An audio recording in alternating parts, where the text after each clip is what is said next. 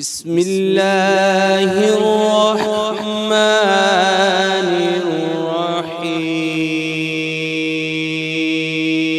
الرحیم یقول یا لیتنی قدمت لحیاتی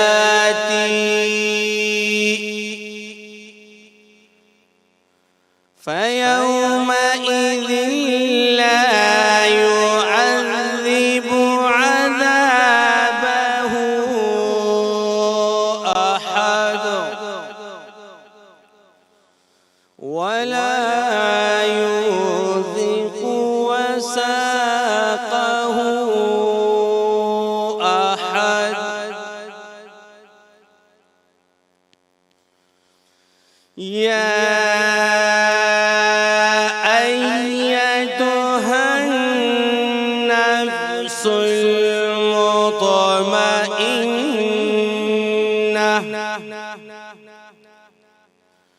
ارجعي إلى ربك راضية مرضية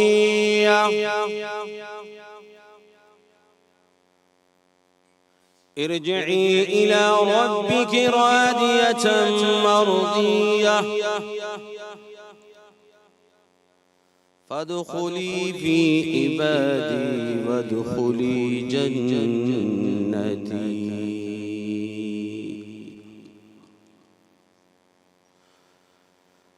صدق الله العظيم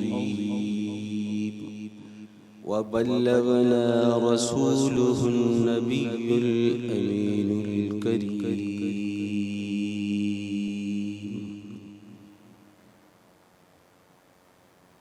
سبحان اللہ سبحان اللہ. السلام علیکم ورحمۃ اللہ وبرکاتہ. شروع اللہ کے نام سے جو رحمان آ جو رحیم ہے. گزشتہ گناہن کی معافی کی طلبگار آئندہ گناہن کی توفیق نہ تھینے کی خواہش مند ماں باق پیرزادہ تواں کے بھلیکار کیاں تھی ہن سندھ ٹی وی کی خصوصی نشریات سلام رمضان میں. ناظرین، روزو ایک عبادت ہے یا اہڑی عبادت ہے جو انسان کی نفسیاتی اور ذہنی تربیت میں کافی مددگار ثابت تھے تو. کافی اہڑا فائدہ ہیں جو اج سائنس کے دور میں ڈاکٹرس کی ریکمنڈیشن سے مانو فاسٹنگ اور انٹرمیڈیٹ فاسٹنگ کے طرف ہلیا ویا ہیں، ان ٹرینڈ کے فالو تھا کن. پر تواں ڈسو تو کئی سال صدیوں اگ میں ہی اسانے دین اسانے اسلام روزہ جو فرض کیا ہیں سو ان جو ساگو ہی فائدو ہے. تو انسان کی جکا ذہنیت ان کی صحت ہے ان کی تربیت ان کی نشو نما ان سبنی میں روزے جو تمام اہم کردار ہے. روزو رکھن صرف ان ہی بکھ کے برداشت کرنے جو نالو نہ ہے پر کافی اڑا بیا معاملہ بھی ہیں جے صبر ان کے صبر کبو ہے. انسان میں صبر جی جکا ہے وہ ودیک ان کے صبر کرنے کی توفیق ودیک عطا فرمائیندو ہے اللہ سائیں جڏहिं وہ روزہ تو رکھے. روزو رکھن ایکڑو سمجھ مانو ایک میڈیٹیشن کے طور تے بھی استعمال کرے سکے تو جی اکثر مانو پنجی ذات پرسنل گروتھ تے کم کندا ہیں کوشش کندا ہیں تا کاوڑ تے قابو کجے صبر آنجے مانن سے بد اخلاقی نہ کجے. تو یہ سب گالیوں جڏहिं اساں روزو رکھوں تھا ان شین کے فالو کیوں تھا تو وہ انسان کی تربیت جو حصو تھی تو پوے ان کی طبیعت میں شامل تھی تو پوے. پر بدقسمتی یہ ہے تو جی ہی رمضان ختم تھیندو آ تو رمضان کا یہ پریکٹس انسان اساں سب چھڈے ڈیندا آहियूं جکا تمام غلط گال ہے. کوشش کجے جو عہد کیوں تو ہن رمضان سے اساں انہن گالن کے ان پریکٹس کے پرماننٹلی پنجی طبیعت میں شامل کرے چھڈینदासीं. ناظرین، اج خیر اساں ٹریوں روزو ہے ٹریوں روزو وصال ہے خاتون جنت حضرت بی بی فاطمہ الزہرا رضی اللہ تعالیٰ عنہا جو. ان حوالے سے جیکا بھی اساں جی ماں سمجھنی رول ماڈل ہے حضرت بی بی فاطمہ الزہرا ان جو جیکے بھی گالیوں اساں ॾिसो वञे त असांजे सिंध में असांजी दुनिया में हिकु औरत जो जेको किरदारु आहे उन जे लाइ बहितरीन मिसाल उन्हनि जी शख़्सियत आहे ऐं उनजी सॼी ज़िंदगी हिकिड़ो वॾो ख़ाको आहे. अगरि कंहिं औरत कंहिं न्याणीअ खे ॾिठो वञे त कहिड़े तरीक़े सां पंहिंजा रिश्ता निभाइणा आहिनि, ज़िंदगी गुज़ारणी आहे, छा कमु करिणो आहे, कहिड़ियुनि ॻाल्हियुनि खे अवॉइड करिणो आहे, इहे सभु ॻाल्हियूं असांखे उन्हनि जी शख़्सियत मां मिलनि थियूं। इन्हनि ते अञा अॻिते ॻाल्हाइबो, छो त असां सां गॾु अञा बहितरीनु स्कॉलर्स बि असांखे शामिलु कयो आहे, नात ख़्वां आहिनि, ऐं आलम दीन असां सां गॾु हूंदा जेके अञा बहितर तरीक़े सां तव्हांजी ऐं मुंहिंजी इस्लाह में इज़ाफ़ो कंदा। पर हीअ जेका असांजी बहितरीनु महफ़िल आहे, जेका ख़ूबसूरत महफ़िल सजाई आहे सिंध टीवीअ पारां ताउन आहे करशी जामे शीरी जो। करशी जामे शीरी बहितरीनु ऐं 100% ख़ालिस अर्कियात सां तयारु कयल आहे, संदल ऐं गुलाब जे, जंहिंमें उशना ऐं ख़सख़स जूं ख़ूबियूं शामिलु आहिनि। बहितरीनु ऐं लाइट रिफ्रेशिंग ड्रिंक जेको करशी जामे शीरीअ जी हर इफ़्तार ऐं सहरीअ जी ज़ीनत बणिजंदो आहे। मां सम्झंदी आहियां इफ़्तारी ऐं सहरियूं जेके आहिनि उहे करशी जामे शीरीअ खां सवाइ अधूरियूं आहिनि, अणपूरियूं आहिनि। ऐं जीअं त असां जे अॼुकल्ह जे जेका नई टही आहे सा सॉफ्ट ड्रिंक, कोल्ड ड्रिंक्स घणो उन जो इस्तेमालु कंदी आहे, ऐं इहो सभु इन जो इस्तेमालु तव्हां ॼण त पंहिंजे मादे ते पाण ज़ुल्म था कयो पिया।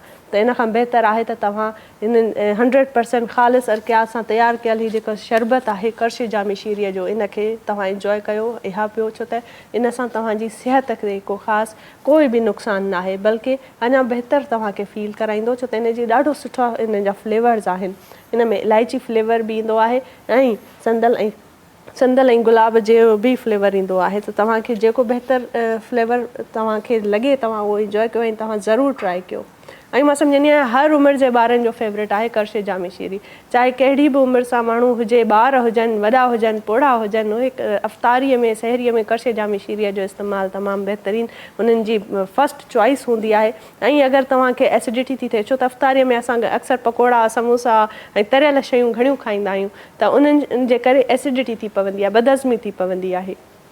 त सहरीअ में या लेट नाइट बि राति जो सुम्हण खां अॻु में बि तव्हां अगरि थधे खीर जे गिलास में करशी जामे शीरी मिलाए पीअंदा त तव्हां अञा बहितर फील कंदा।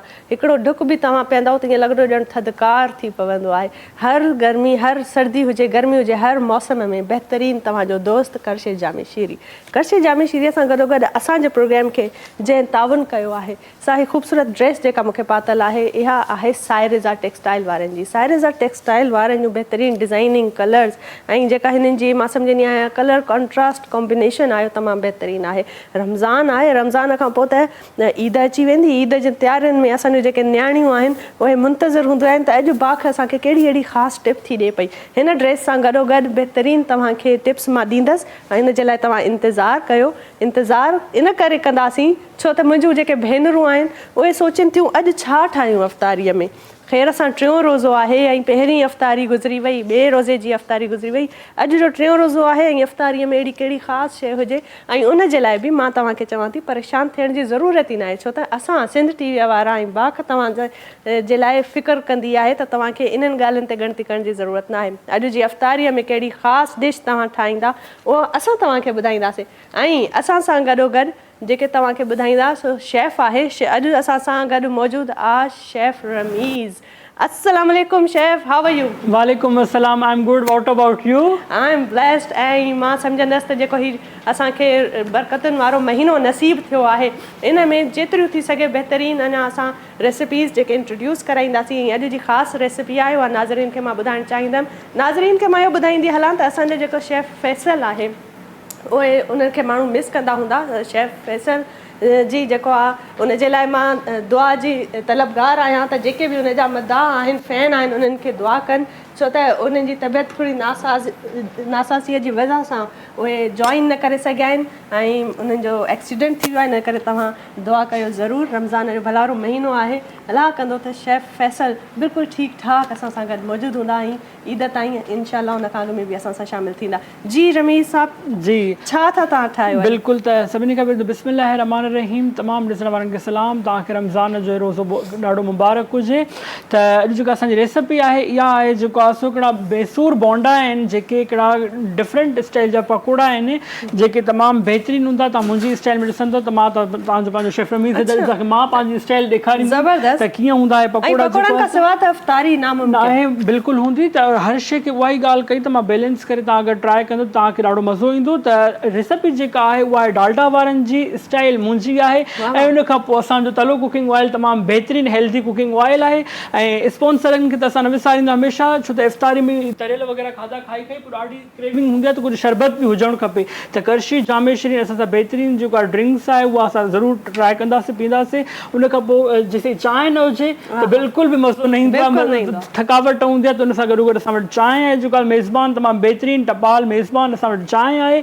त उन सां गॾु अच्छा रेसिपी शुरू था कयूं त सभिनी खां पहिरियों असां हेॾे था अचूं त हेॾे असां वटि छा छा आहे। हाणे हिन जे अंदरि छा छा आहे, हिन जे अंदरि 2 क़िस्मनि जा असां अटा यूज़ कया आहिनि। मकई जो अटो आहे ऐं बेसण आहे। हाणे यादि रखी छॾियो त मकई जो अटे जो मक़सदु इहो न आहे त तव्हां कॉर्नफ्लोर विझी ऐं पोइ चओ त इहो मकई जो अटो ईअं न हूंदो आहे, डिफरेंट आहे। मकई जो अटो मकई जे अटे जे नाले सां मार्केट में मिली वेंदो आहे, ठीकु आहे। ऐं उन जे अंदरि बेसण आहे तक़रीबन अधु पाउ, माना अधु किलो मकई जो अटो आहे, उन जे अंदरि अधु पाउ बेसण आहे। यादि रखी छॾियो मकई जे अटे जी क्वांटिटी घणी आहे, बेसण घटि आहे हिननि पकोड़नि जे अंदरि। क्वांटिटी जो नाज़रीन तव्हां ख़ासि ख़्याल रखो ऐं तव्हां अगरि पेन पेपर आहे त तव्हां नोट करे छॾियो, छो त थोरी घणी क्वांटिटी हेठि मथे थींदी आहे त पोइ ज़ाइके में बिल्कुलु बिल्कुलु। न त तव्हां लाइव प्रोग्राम ते ॾिसी रहिया आहियो त उतां बि ॾिसी सघो था रेसिपी जेको आहे सो, ठीकु आहे। असां हेॾे असां तलो कुकिंग ऑयल जेको आहे सो गरम थियण लाइ रखियोसीं वॉक जे अंदरि। सभिनी खां पहिरियों अचूं था त हिन जो जेको आहे सो बैटर कीअं ठहंदो। त अच्छा मसाला ईअं आहिनि कुझु त हे आहिनि मलका फूड जा जेके पिसियल जेके ॻाढ़ा मिर्च, ठीकु आहे। मलका फूड जे असां वटि हेडरा आहे, मलका फूड जे असां वटि चाट मसालो आहे, ठीकु आहे। ऐं सुका दाणा साबित होल जेके रेगुलर हूंदा आहिनि असां वटि। उन खां पोइ मलका फूड जा कुटियल मिर्च आहिनि असां वटि जेके आहिनि। ऐं सोडा आहे 1 टीस्पून, 1/4 टीस्पून, सॉरी चुटकी भर जेके तव्हां चई सघो था। सोडा अगरि घणी विझंदो पकोड़ा तव्हांजा ब्लैक थी वेंदा, ठीकु आहे। त असां शुरू था कयूं, सभिनी खां पहिरियों असां स्पाइस यूज़ कंदासीं जी बिल्कुलु। तव्हां हे मसालो ठाहे ग्राइंड बि करे सघो था हिकिड़ो ॾींहुं पहिरियों। ज़बरदस्त बहितरीनु। ऐं मुंहिंजे ख़्याल में त जीअं ई शेफ रमीज़ हिन खे ठाहिणु शुरू कंदा त असां मुंहिंजे ख़्याल में हींअर अच्छा हेॾी असां तमामु बहितरीनु स्पाइस जेको असां यूज़ मिक्स करे रखिया आहिनि हिकिड़े बाउल जे अंदरि। उन खां पोइ हेॾे आहे मूं वटि जीरो आहे जेको जीरो साबित जीरो, पर हिन जे अंदरि कारो जीरो बि मिक्स कयो आहे, जेके सिंधीअ में चवंदा आहियूं सुराई जीरी, ठीकु आहे, उहा बि हिन जे अंदरि एड आहे, सही आहे। या पूरो हिकिड़ो चांहि वारो चमिचो या हिकिड़ो खाइण वारो चमिचो, वॉट एवर यू वांट, या तव्हांजी चॉइस आहे। उन खां पोइ सॉल्ट ऐं हिमालयन जो पिंक सॉल्ट तव्हां ॾिसी सघो था, तमामु बहितरीनु तव्हांजे ब्लड प्रेशर खे बि मेंटेन रखंदो आहे ऐं तव्हांजी लाइफ हिकिड़ी हेल्दी रहंदी आहे, ठीकु आहे न। त अच्छा सॉल्ट हमेशह क्वांटिटी असां न आहियूं ॿुधाईंदा, वजह इहा आहे जो कुझु फैमिलीज़ घणो सॉल्ट खाईंदियूं आहिनि, कुझु फैमिलीज़ बिल्कुलु न खाईंदियूं आहिनि, कुझु मीडियम खाईंदियूं आहिनि, इहा तव्हांजी चॉइस आहे, ठीकु आहे। बहरहाल असां हिकिड़ो हस्ब ज़ाइक़ा असां एड था कयूं, ठीकु आहे, हल्को स्लाइटली। छो त जेको आहे सो मलका जो जेको हिमालयन पिंक सॉल्ट आहे तमामु बहितरीनु आहे। तव्हांखे जेकॾहिं घटि वधि बि थींदो बैलेंस तव्हांजो सुठो ई रहंदो, घबराइण जी ज़रूरत ई न आहे, ठीकु आहे न। उन खां पोइ अच्छा पकोड़नि में हमेशह यार बसर तमामु ज़रूरी हूंदा आहिनि, इंपॉर्टेंट एलिमेंट आहे बसर, पकोड़ा हूंदा ई आहिनि बिल्कुलु। त असां वटि जेके पूरो हिकिड़ो कप बसरनि जो तव्हां अंदरि ग्रीन ऑनियन बि यूज़ करे सघो था, ऐं बसर ॾाढा हेल्दी बि आहिनि, बिल्कुलु बिल्कुलु ॾाढा तमामु घणा हेल्दी आहिनि। अक्सर माण्हू अवॉइड कंदा आहिनि, पर सेहत जे लाइ ॾाढा इन जा घणा फ़ाइदा आहिनि, बिल्कुलु तमामु हेल्थ बेनिफिट। अच्छा बसर जे बारे में मां इहो ॿुधाईंदो हलां त बसर हमेशह नंढे खां नंढी साइज़ में यूज़ करणु घुरिजे, घणो वॾो बसर न यूज़ करणु घुरिजे, छो जो उनजा लेयर्स जेके ॾाढा हेवी हूंदा आहिनि, पोइ पकोड़नि खां ॿाहिरि ई निकितल हूंदा आहिनि, पोइ मज़ो न कंदा आहिनि उहे, ठीकु आहे, बिल्कुलु। त उन खां पोइ हेॾे आहिनि असां वटि सावा धाणा, क्वार्टर बंच असां वटि इहो। अच्छा हर हिकु शइ जी हिकिड़ी क्वांटिटी हुजणु तमामु नेसेसरी आहे। ईअं न आहे त बसि जेका शइ तव्हांखे वणे थो तव्हां घणी एड कयो, जेका शइ तव्हांखे न वणे थो तव्हां एड ई न कंदव, ईअं शइ न हूंदी आहे। पकोड़नि जी हिकिड़ी इंस्टेंट रेसिपी आहे, तव्हांखे हिन में अंदरि एड शयूं करणियूं पवंदियूं आहिनि। ऐं उन खां पोइ असां वटि हे थुल्हा वारा सावा मिर्च, मां तव्हांखे मिर्च अॻ में ॿुधायां त हिकिड़ा हूंदा आहिनि मलीर वारा सन्हा मिर्च, हिकिड़ा हूंदा आहिनि थुल्हा रेगुलर जेके मिर्च ईंदा आहिनि, हिन जे अंदरि थुल्हा मिर्च यूज़ करणा आहिनि, ठीकु आहे। तक़रीबन 2 खां 3 त जेके सावा मिर्च आहिनि उहे असां अंदरि स्लाइस करे रखिया हुआसीं, उहे असां हिते अंदरि एड कयासीं, ठीकु आहे। उन खां पोइ असां वटि जेको अच्छा हमेशह यादि रखी छॾियो, माण्हू अक्सर छा कंदा आहिनि जो जेका पकोड़नि जो इहो कंदा आहिनि त सभिनी खां पहिरियों बेसण खे घोले रखी छॾींदा आहिनि, पाणीअ में डिज़ोल्व करे रखंदा आहिनि, इहा शइ ग़लति आहे। छो जो जेको आहे वेजिटेबल्स हाणे एड थियूं, हाणे असां हिन जे अंदरि पंहिंजे हिसाब सां हे एड कंदासीं बेसण ऐं जेको मकई जे अटे जो टेक्सचर हुयो, ठीकु आहे। त अच्छा इन जी वजह ईअं त जेको आहे सो इन सां छा थींदो जो हे जेको मसाला जेको मां स्पाइसिस यूज़ कया आहिनि, मलका फूड जा जेके मसाला यूज़ कया आहिनि, सॉल्ट आहे, इहो बसरनि सां एड हाणे बहितरीनु। असां जेसिताईं मिक्स कंदासीं हिन में पाणीअ सां, बिल्कुलु जेसिताईं असां मिक्स था कयूं तेसिताईं तव्हां वठो नंढड़ी साई, नाज़रीन नंढड़ी साई वठो था, साई खां पोइ वरी तव्हां सां गॾु असां जॉइन कंदासीं। ॾिसंदा रहो सलाम रमज़ान।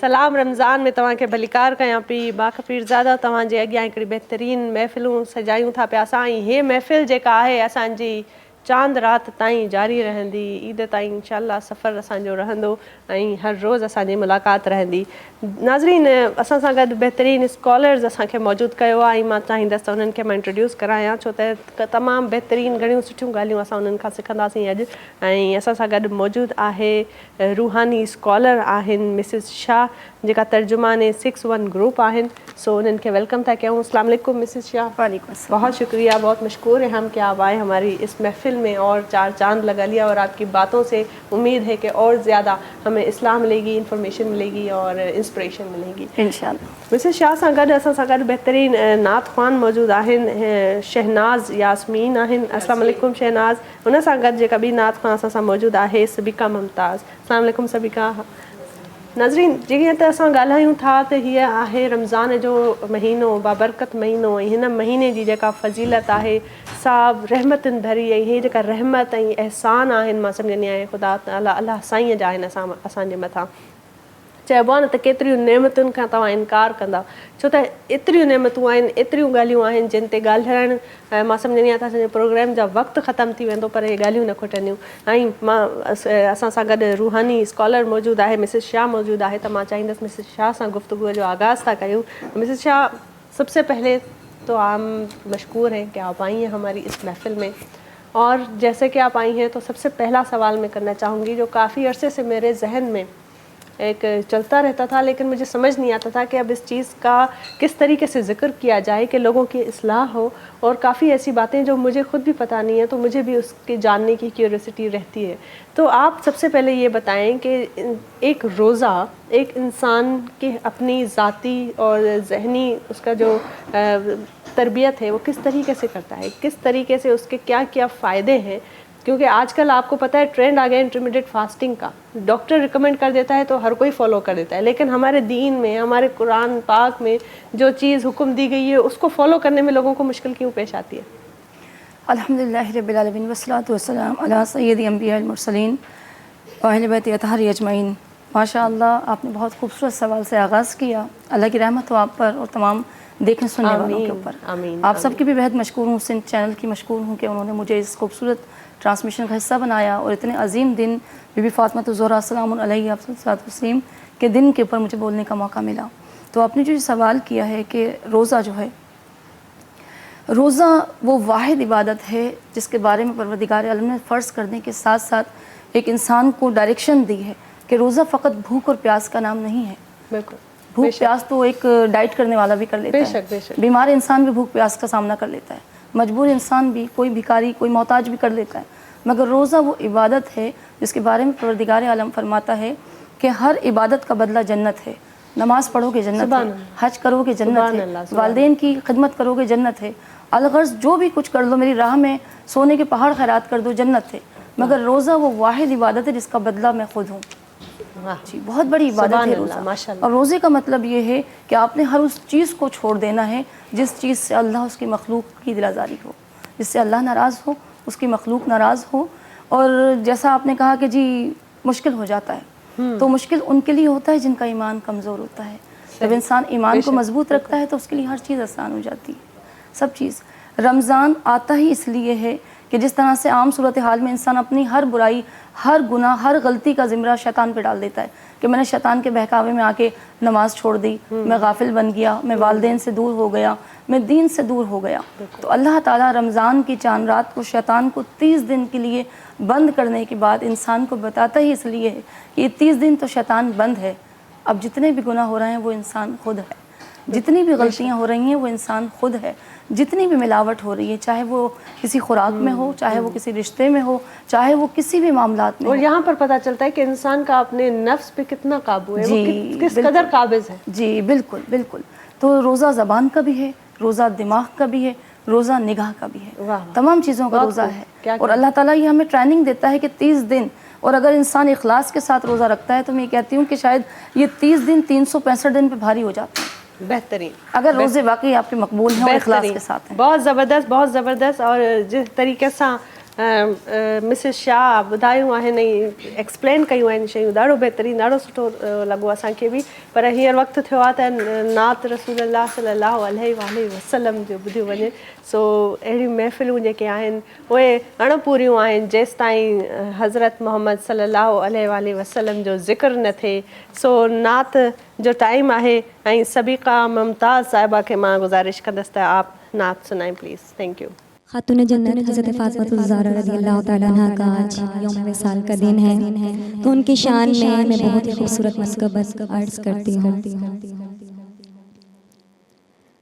तू बड़ी सखी है फ़ातिमा, तू बड़ी सखी है फ़ातिमा, फ़ातिमा तू बड़ी सखी है फ़ातिमा, तू बड़ी सखी है फ़ातिमा, मोहसिन अली है फ़ातिमा, मोहसिन अली है फ़ातिमा, फ़ातिमा तू बड़ी सखी है फ़ातिमा, तू बड़ी सखी है फ़ातिमा। मुस्तफ़ा को मांगना पड़ा, मुस्तफ़ा को मांगना पड़ा, तब कहीं मिली है फ़ातिमा,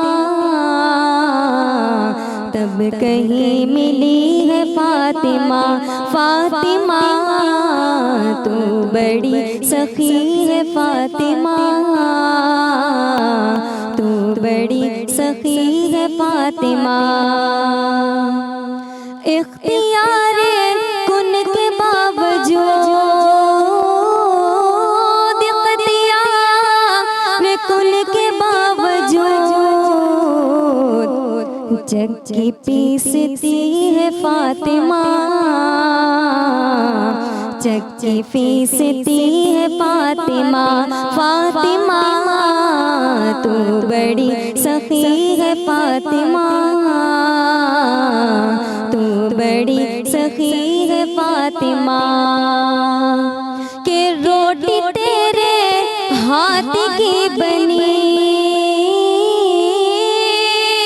रोटी तेरे हाथ की बनी, अर्श तक गई है फ़ातिमा, अर्श तक गई है फ़ातिमा, फ़ातिमा तू बड़ी सखी है फ़ातिमा, तू बड़ी सखी है फ़ातिमा। लाइला झूमने लगा, लाइला झूमने लगा, सजदा कर रही है फ़ातिमा, सजदा कर रही है फ़ातिमा, फ़ातिमा तू बड़ी सखी है फ़ातिमा, तू बड़ी सखी है फ़ातिमा। मोहसिन अली है फ़ातिमा, तू बड़ी सखी है फ़ातिमा। सुभान अल्लाह, सुभान अल्लाह, सुभान अल्लाह। नाज़रीन, वक़्तु थियो आहे साहीअ जो, साही वठूं था, साही खां पोइ वरी हाज़िर थियूं था तव्हांजी ख़िदमत में। ॾिसंदा रहो सलाम रमज़ान। मरहबा मरहबा मरहबा भलीकार कयूं पिया नाज़रीन तव्हांखे सलाम रमज़ान जे हिन बहितरीनु महफ़िल में। ऐं महफ़िल में ज़िक्र आहे नबी पाक सल्लल्लाहु अलैहि वसल्लम जो। ऐं हे जेके बहितरीनु ॻाल्हियूं आहिनि, दीन जी ॻाल्हि आहे, इस्लाम जी ॻाल्हि आहे, त असांखे हिदायत ॾियण जी मां सम्झंदी आहियां त दुआ इंसानु हर वक़्तु करे त अलाह साईं हिदायत ॾिए त इन्हनि ॻाल्हियुनि ते अमल बि करे सघूं जेके ॻाल्हियूं अॼु कयूं पिया। आलमा असां सां गॾु मौजूदु आहे, स्कॉलर मां चवंदसि उनखे, रूहानी स्कॉलर साहिबा है मिसिस शाह सां असां ज़िक्र कंदासीं। मिसिस शाह, आप बताएं तीसरा रोज़ा विसाल है खातून जन्नत हज़रत बीबी फ़ातिमा ज़हरा रज़ी अल्लाह ताला अन्हा का, उनकी کیا میں سمجھتی ہوں کہ جتنی تعریف کریں ان کی زندگی سے کتنا کچھ سیکھنے کو ملتا ہے، خاص طور پہ ہم عورتوں کو. تو آپ ذرا ہم ان کی روشنی، ان کی قربانیوں پہ، ان کا تھوڑا سا لائف سٹائل جس طریقے کا تھا اس پہ روشنی ڈالیں کہ ہماری جو بہنیں، ہماری جو بیٹیاں دیکھ رہی ہیں ان کو انسپریشن حاصل ہو سکے. سب سے پہلے تو کروڑوں درود و سلام حضور ان کی آل پر. اور آپ نے بات کی دختر رسالت مآب صلی اللہ علیہ وسلم جو جگر گوشہ رحمت للعالمین ہیں اور نساء العالمین ہیں. روایتوں میں ایک بات مشہور ہوتی ہے اور ہمیں دیکھنے کو ملتی ہے کہ حضرت بی بی مریم علیہ السلام، جن کو صرف ایک بات، حضرت علامہ اقبال فرماتے ہیں کہ حضرت بی بی مریم کو ایک بات پہ فضیلت ہے کہ وہ ایک پیغمبر کی ماں ہیں، یعنی عیسیٰ علیہ السلام کی والدہ ہیں. ایک بات پہ فضیلت ہے، مگر جناب بی بی فاطمہ الزہرا سلام علیہ افضل الصلاۃ والتسلیم کو کئی باتوں پہ جو ہے فضیلت حاصل ہے کہ وہ دختر ہیں تو جناب رسالت مآب صلی اللہ علیہ وسلم کی ہیں، زوجہ ہیں تو حیدر کرار فاتح خیبر مولا مشکل کشا رضی اللہ تعالیٰ عنہ کی ہیں، والدہ ہیں جن کے پیروں کے نیچے جن کی جنت ہے وہ سرداران جنت ہیں، حسنین کریمین کی والدہ ہیں. کئی باتوں پہ فضیلت بی بی فاطمہ الزہرا سلام علیہ.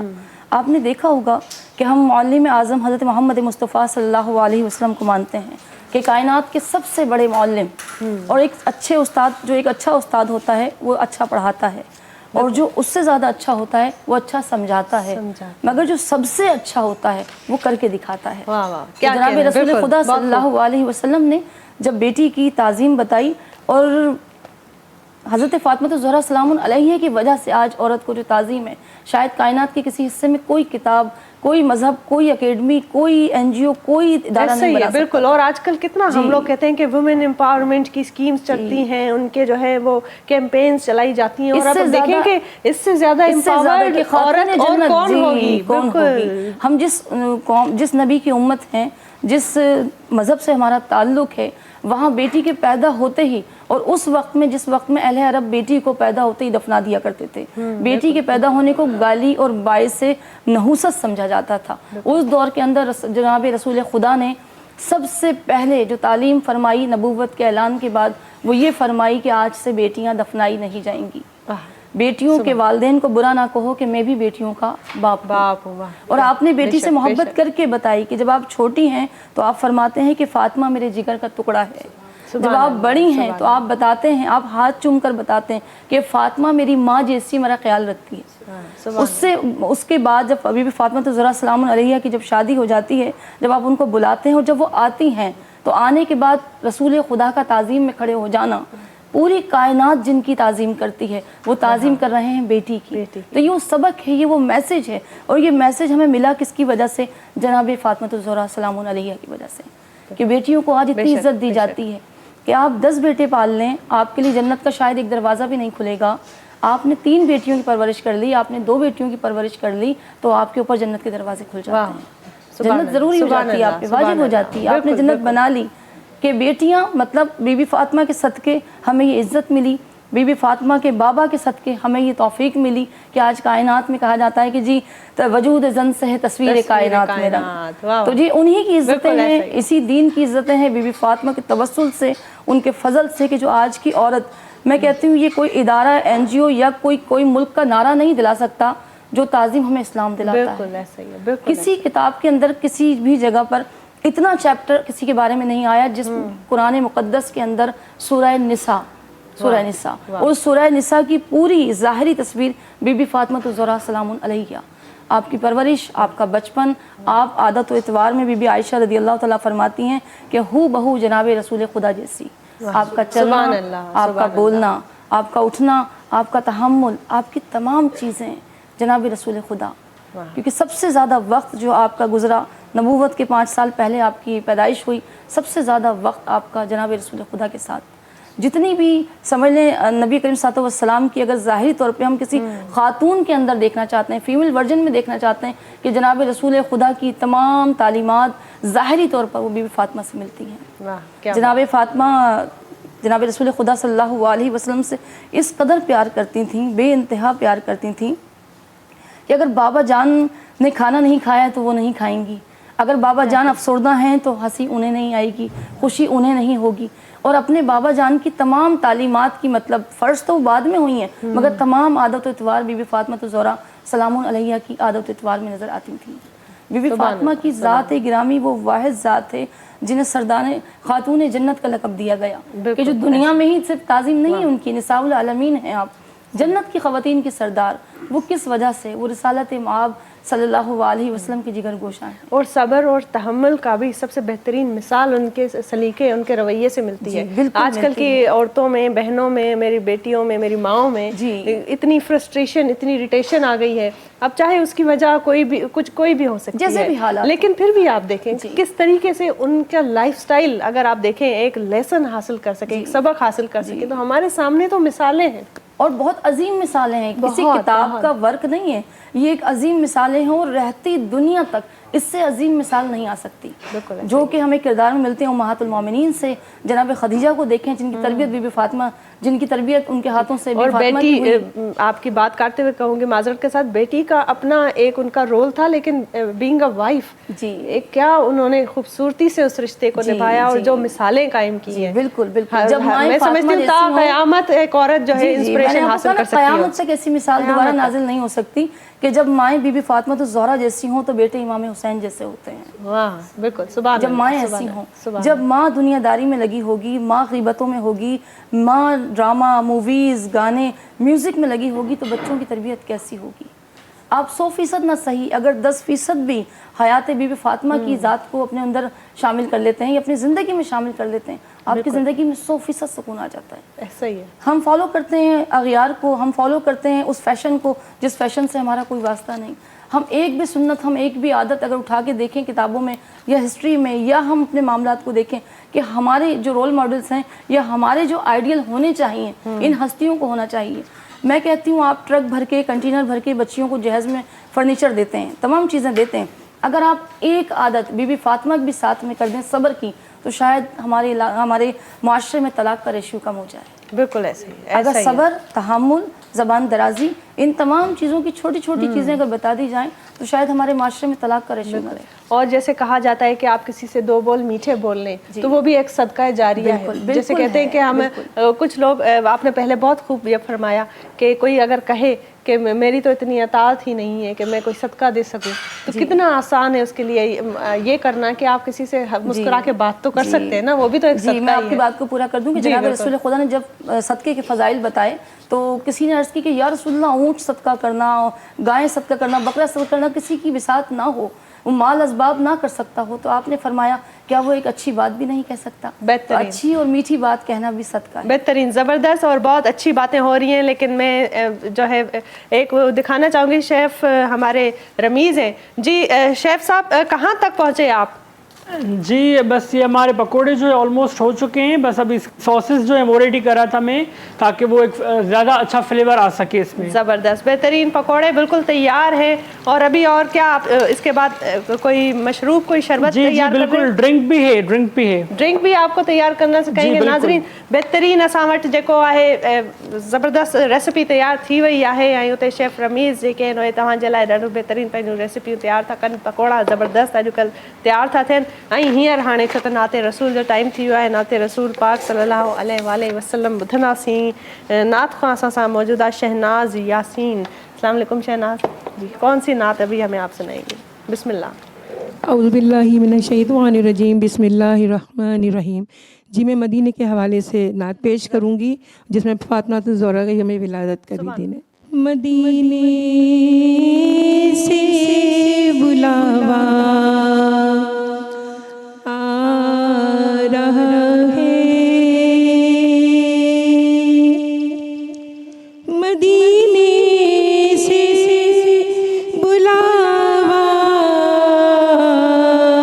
रहा है,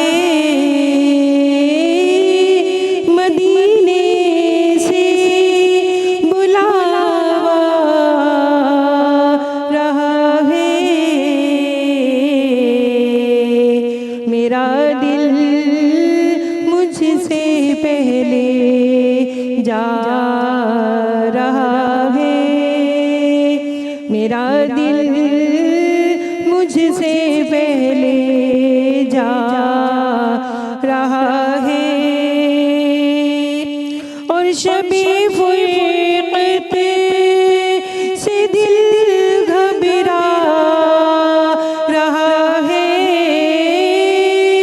शबे फुरकत से दिल घबरा रहा है,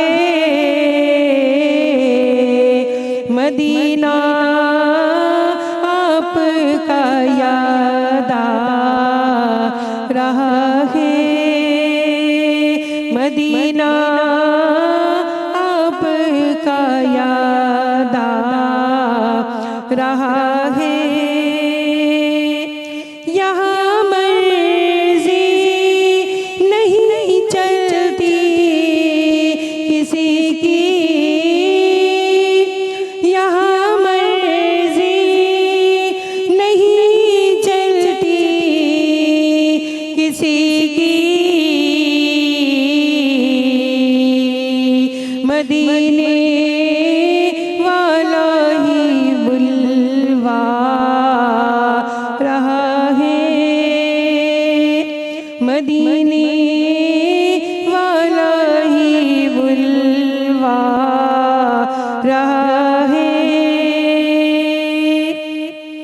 नवासों का वो सदका बांटते हैं, नवासों का वो सदका बांटते हैं, ज़माना जिनका सदका खा रहा है, ज़माना जिनका सदका खा रहा है, मदीने से बुलावा रहा है। ये चक्की फातिमा की चल रही है, ये चक्की फातिमा की चल रही है, ये चक्की सैयदा की चल रही है, ज़माना जिनका लंगर खा रहा है, ज़माना जिनका लंगर खा रहा है, मदीने से बुलावा आ रहा है। नाज़रीन, वक्त थियो आहे साईअ जो बहितरीन असां कलाम ॿुधोसीं, नात रसूलुल्लाह सल्लल्लाहु अलैहि वसल्लम जी ॿुधीसीं। वक्त थियो आहे साईअ जो, साई वठूं था, साई खां पोइ वरी तव्हांखे जॉइन कंदासीं। ॾिसंदा रहो सलाम रमज़ान। मरहबा मरहबा मरहबा वेलकम बैक नाज़रीन, भलीकार सलाम रमज़ान में ऐं किचन में मां मौजूद आहियां ऐं शेफ़ रमीज़ ज़बरदस्त पकोड़ा तयार करे छॾिया आहिनि। पकोड़नि खे ॾिसी ॾिसी करे इहे स्पाइसी फील थो थिए पियो, छो जो मिर्च ॾाढा हुते पिया आहिनि हिन में। हे जेको पकोड़ा खां हिकिड़ो अलॻि डिफरेंट स्टाइल आहे, हे मैसूर बोंडा जी स्टाइल आहे, ठीकु आहे। अच्छा, हिन नालो छा आहे? मैसूर बोंडा। मैसूर बोंडा जी, मैसूर बोंडा नालो आहे। जेको हिन जे अंदरि जेको अटो यूज़ थियल आहे, मां सवेर ॿुधायमि मकई जो अटो यूज़ थियल आहे ऐं बेसण यूज़ थियल आहे, ठीकु आहे। आम पकोड़ा न आहिनि नाज़रीन, हे स्पेशल आहे, नालो बि चेंज आहे। हाणे मूंखे सिखणो पवंदो अॻु में त हिनखे चइबो छा आहे, पोइ खाईंदासीं। नॉर्मल असां जेके पकोड़ा ठाहींदा आहियूं त उहे असां एज़ इट इज़ सर्व करे छॾींदा आहियूं प्लेन, ठीकु आहे। हिन जे अंदरि जेके टे चइनि क़िस्म जो सॉसेस आहिनि, त मां तव्हांखे उहो ॿुधाईंदो आहे, बल्कि पहिरियों असां ड्रिंक पोइ असां अचूं था अॻिते, त जेका करशी ॿिनि क़िस्मनि जो असां ड्रिंक्स ठाहींदासीं, त उनजे लाइ सभिनी खां पहिरियों त करशी जामे शीरीन बहितरीन रिफ्रेशिंग ड्रिंक असां खोलींदासीं, ठीकु आहे। ऐं उन खां पोइ सभिनी खां पहिरियों असां ठाहींदासीं प्लेन जेको आहे सो करशी जामे शीरीन जो वारो शरबत बहितरीन जेको तव्हां ॾिसी सघो था, रेड ॾिसी रहिया न इफ्तारी में जेको फील ॾाढो सुठो ईंदो आहे, त ॾाढो माना रिफ्रेशिंग लॻंदो आहे। मां थी विझां तव्हांखे ॿियो बि खपंदो न, मां चवां थो हिकिड़ो सही आहे, पर तव्हां ऐड कयो भली ॿियो बि ऐड कयो जी। 2 टेबल स्पून तव्हांजी चॉइस आहे, तव्हां घटि मिठो पीओ घणो पीओ जामे शीरी जेके इस्तेमाल कनि था न उन्हनि खे हुनजो वधीक हुजे त मज़ो ईंदो आहे। बिल्कुल बिल्कुल उहो तव्हांजी चॉइस आहे। सही करो, असां नेक्स्ट बि ठाहियूं था, हिन में बि जेको असां अंदाज़न विझूं था जी बिल्कुल, पर ज़ाहिर आहे ठाहिण वारा जेके उन्हनि खे ख़बर हूंदी। स्टैंडर्ड रेसिपी इहा आहे त ईच गिलास जे अंदरि तव्हां 2 टेबल स्पून ऐड करे सघो था, ऐं 1 टेबल स्पून हिन जे अंदरि तव्हां तुख में मलंगा जेको ईंदो आहे तव्हां उहो बि यूज़ करे सघो था, उहो अञा वधीक हेल्थ लाइ सुठो थी वेंदो। ठीकु आहे, असांजो ॿ रिफ्रेशिंग ड्रिंक्स बि थी वयूं, छो त इहे न हुजनि त इफ्तारी असांजी इनकम्प्लीट हूंदी आहे। ठीकु आहे, असांजो हीअ सॉस आहे जेको आहे सो हिन जो नालो आहे मेरिनोरो सॉस आहे। सभिनी खां पहिरियों असां हिन जे अंदरि हिकिड़े पैन जे अंदरि 2 खाइण वारा चमचा मैदो ऐं हिकिड़ो चांहि वारो चमचो चिकन पाउडर, हिकिड़ो चांहि वारो चमचो कुटियल कारा मिर्च, 1/4 टीस्पून क्रश जेके ॻाढ़ा मिर्च जेके कुटियल ॻाढ़ा मिर्च इहे ऐड करे असां मैदे खे हल्को कलर ॾिनोसीं त जे मैदे जो कचोपन ख़तमु थी वञे। उन खां पोइ असां हुन जे 2 कप जेको आहे खीर विझी ऐं उनखे घाटो कयोसीं। ठीकु आहे, उन खां पोइ तव्हां मलका फूड जे ॾिसी सघो था, हिते बहितरीन असां वटि चिली गार्लिक सॉस आहे, इहा असां 4 खाइण वारा चमचा हिन जे अंदरि ऐड कईसीं। ठीकु, इहा असांजी मेरिनोरो सॉस रेडी थी वई। बिल्कुलु, उन खां पोइ असां अचूं था हिन जे अंदरि त हीअ जेको आहे अगेन असां जेको आहे चिली गार्लिक सॉस यूज़ कईसीं मलका फूड जी बहितरीन। उन जे अंदरि असां चाट मसालो जो हल्को स्लाइटली तड़को लगायो आहे। अरे वाह, ज़बरदस्त। इहा असांजी उहा थी वई। ऐं थोरी जेको आहे न जेका मलका फूड वारनि जी जेको जिंजर आहे, जिंजर जी पेस्ट उहा असां ऐड कई, छो त गार्लिक त ऑलरेडी आहे न, त असां हुन जे अंदरि जिंजर ऐड कई आहे। ठीकु आहे, जी जी जी, सुंड वरी अञा अलॻि थी वई, सुंड अञा अलॻि पाउडर ईंदी आहे। ठीकु आहे, हे फ्रेश जेका तव्हां ॾिसो था स्क्रीन ते मलका फूड जो जेको अदरक जी पेस्ट इहा असां ऐड कई। इहा थी वई हीअ सॉस।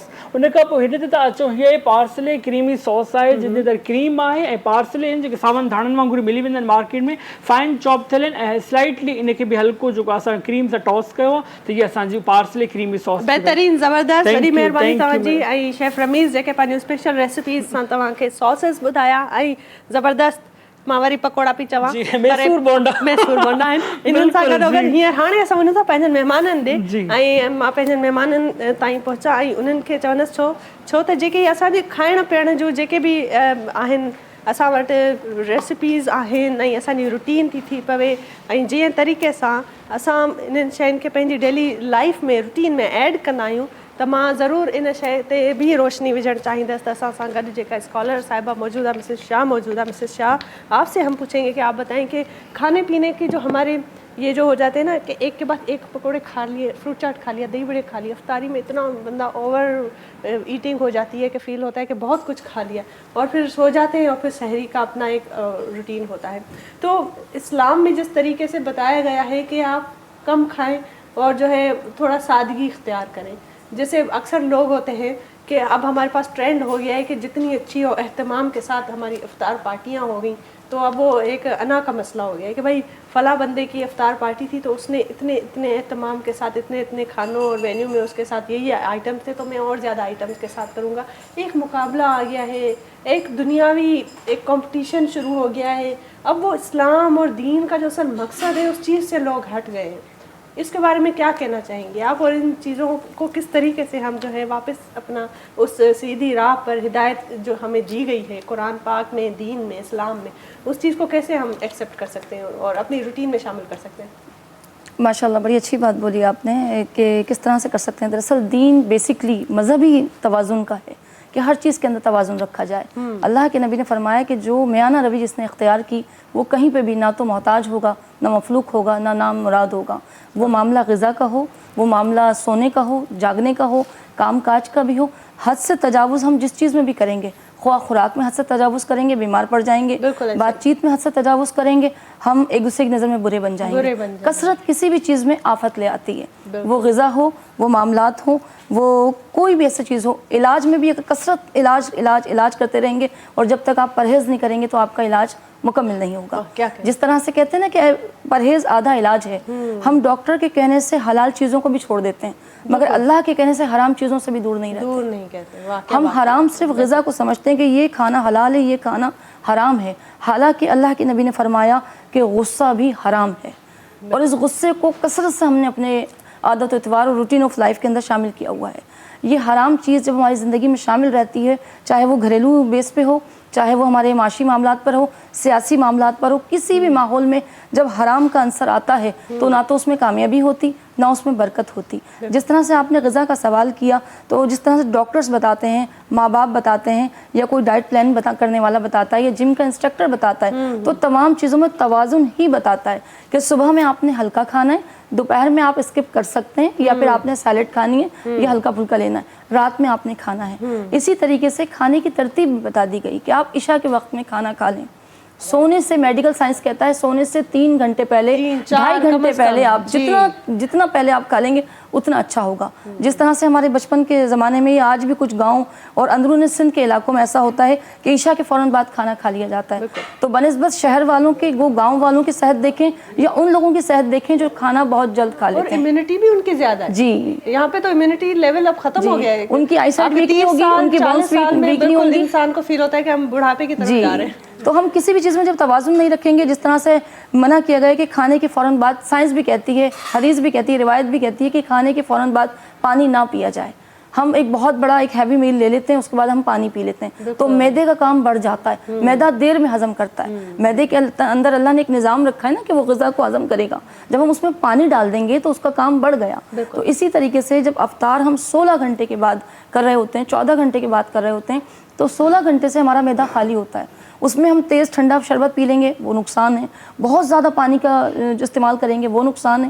اس میں بھی ہم نے توازن سے, متانت سے, صبر سے, کیونکہ روزہ نام ہی صبر کا ہے. بالکل ایسے کہ 16 گھنٹے آپ بھوکے رہے, جب افطار کا ٹائم آیا تو آپ نے 16 گھنٹے کی کسر آدھے گھنٹے میں نکال دی. تو اس طرح سے نہیں کرنا ہے. بالکل ایسی بات ہے. اور آج کل کے جو نوجوان ایک نئی نسل ہے, ان کا تو روزہ یہ ہوتا ہے کہ سحری رکھ کے سو جاتے, ساری رات جاگتے ہیں, سحری رکھ کے سو جاتے ہیں, افطار سے 5 منٹ پہلے اٹھتے ہیں.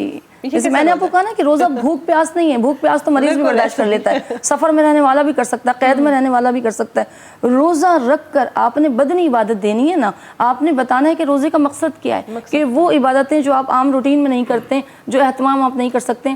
جیسے آپ نے ایک اور بات کری کہ افطاری اور سحری کا کمپٹیشن بن گیا. خرابی پیدا ہوتی ہی تب ہے جب ہم دین کو دنیا میں اور دنیا کو دین میں مکس کرتے ہیں. ہم نے اسلام کو فقط عبادات کی حد تک محدود کر دیا ہے, حالانکہ اسلام تو ہمارا سونا, جاگنا, اٹھنا, بیٹھنا, چلنا, جینا, مرنا, تمام چیزیں. اب ہم نے کیا کر دیا ہے کہ ہم نے افطار کو افطار نہیں, دعوت افطار بنا دیا ہے, افطار پارٹی بنا دیا ہے. تو پارٹی میں تو آپ کو پتہ ہے کہ کمپٹیشن چلتا ہی ہے. تو کمپٹیشن ہمیں سکھایا گیا تھا عبادات کے اندر, حسن سلوک میں, اخلاقیات میں. اللہ کے نبی نے فرمایا کہ عبادات میں, حسن سلوک میں اور اللہ کی راہ میں خرچ کرنے میں سبقت لے جاؤ. ایک ہی چیز ہے جو ہمیں بتاتی ہے کہ آپ نے دوسرے سے سبقت کس چیز پہ لے کے جانی ہے, فقط تقویٰ پہ, نیک اعمال پہ, حسن سلوک پر. ورنہ کسی بھی چیز میں اوورٹیک کرنے کا دین ہمیں نہیں کہتا, رسول اللہ کی تعلیمات ہمیں نہیں کہتی. نہ آپ نے باتوں میں, نہ آپ نے رشتوں میں, نہ آپ نے کاروبار میں, نہ آپ نے کسی بھی چیز میں کسی سے اوورٹیک نہیں کرنا, کسی کو ہرانا نہیں ہے, کسی کو نیچا دکھانا نہیں ہے, سوائے تقویٰ کہ نیکیوں کے اندر. رمضان کے اندر آپ نے روزہ رکھ کر, جس طرح سے ہم کھانا کھانے کا اہتمام کرتے ہیں, تو روزے کا بھی اہتمام ہے کہ روزہ رکھ کر آپ نے فجر پڑھنی ہے, فجر کے بعد کلام پاک پڑھنا ہے, اور اس وقت تک جب تک اجالا نہ ہو جائے سونا نہیں ہے. میڈیکلی پوائنٹ آف ویو سے بھی جو لوگ فجر کے فوراً بعد سو جاتے ہیں ان کی صحت خراب رہتی ہے, ان کا معدہ خراب رہتا ہے. اکثر لوگ تو رات کو سونے سے پہلے نیت کر کے سو جاتے ہیں کہ سحری بھی نہیں کریں گے. جی, ہم نے رات کو زیادہ کھانا کھا لیا ہے, اب ہم سحری نہیں کریں گے, سحری کی ضرورت ہی نہیں ہے. جی, سوتے وقت آرام سے. تو سحری کی روٹین آپ کے اور میرے کرنے سے ڈیسائیڈ نہیں ہے. اللہ کے نبی نے فرمایا کہ سحری کیا کرو, اس میں برکت ہے.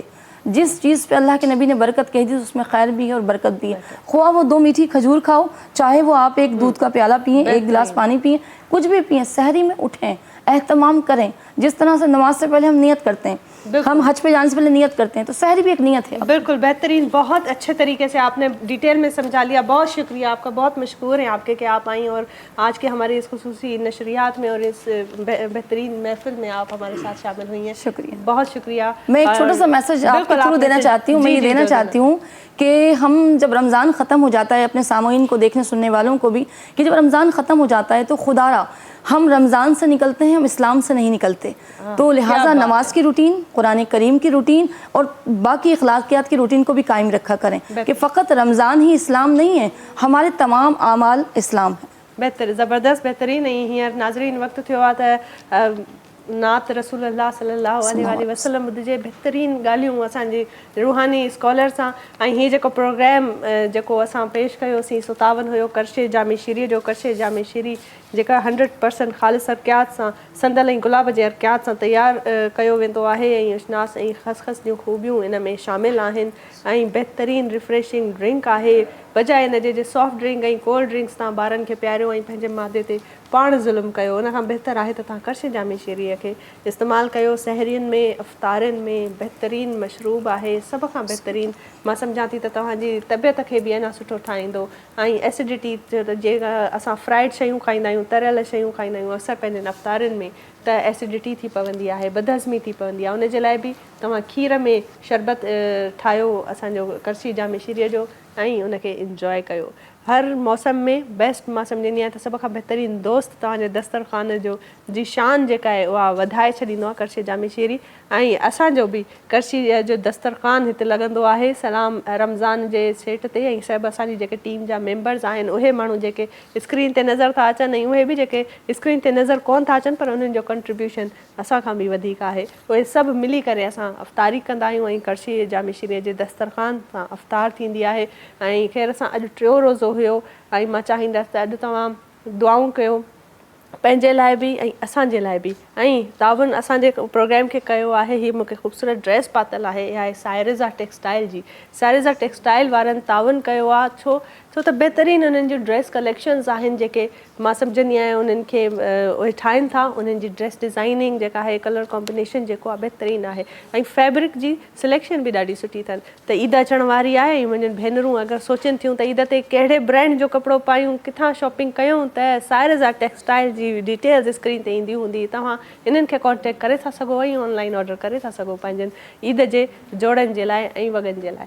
उन सां गॾोगॾु हीअ जेका असांजी ख़ूबसूरत महफ़िल आहे सा अॼु जी ट्रांसमिशन इख़्तिताम ते पुॼी आहे ऐं उमेदु आहे त तव्हांखे काफ़ी कुझु सिखण खां मिलियो हूंदो। शेफ़ रमीज़ जी ज़बरदस्त रेसिपी जेका हुई उन जो साथ हुयो ऐं इन रेसिपीअ खे तव्हां ज़रूरु ट्राए कजो अॼु इफ़्तार में या वरी सुभाणे जी इफ़्तारीअ में तव्हां ज़रूरु ट्राए कजो। ऐं फीडबैक जो नाज़रीन तव्हांजा फीडबैक तमामु अहम आहिनि असांजे लाइ।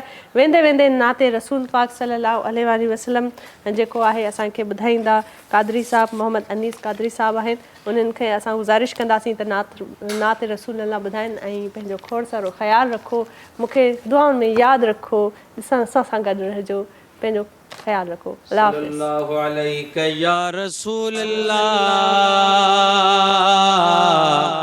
वसल्लम अलैका या हबीब अल्लाह। प्यारो मदीनो सोहणो मदीनो मिठड़ो मदीनो जॾहिं यादि पए थो कसम खुदा जो छिॼियाऊं पए थो। प्यारो मदीनो सोहणो मदीनो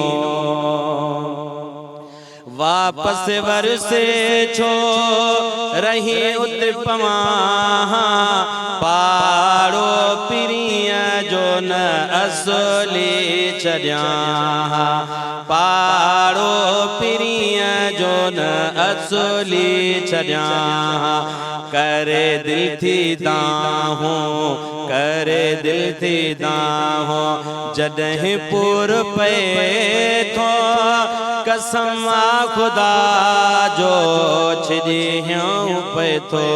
प्यारो मदीनो सिक थी सताए पंहिंजे वस में न आहियां रोई राति ॾींहं थो रब खे बधाया रोई राति ॾींहं थो रब खे बधाया मौला जल्द मोकिल हिते रूह न रहे थो कसम खुदा जो छिॼियाऊं पए थो। प्यारो मदीनो मोहम्मदी मीर चए करे याद मारो मुझे गलत आहन लुड़कलारो मुझे गलत आहन लुड़कलारो अखिन मारो गुबसे अखिन मारो गुबसे पानी वहे तो कसम खुदा जो छिदी हूँ पे तो प्यारो मदीनो हरम जा मिनारा ऐ छटन वारियूं छाओ थदियों वाह जो हुयो उतां जो हवाओ थदियों वाह जो हुयो उतां जो हवाओ अचन यादे स्यों थे अचन यादे थियों से सिके साह पे थो कसम खुदा जो छिदी हूँ पे थो प्यारो मदीनो मिठड़ो मदीनो सुहणो मदीनो जॾहिं याद पे तो कसम खुदा जो छिदी हूँ पे थो प्यारो मदीनो सुहणो मदीनो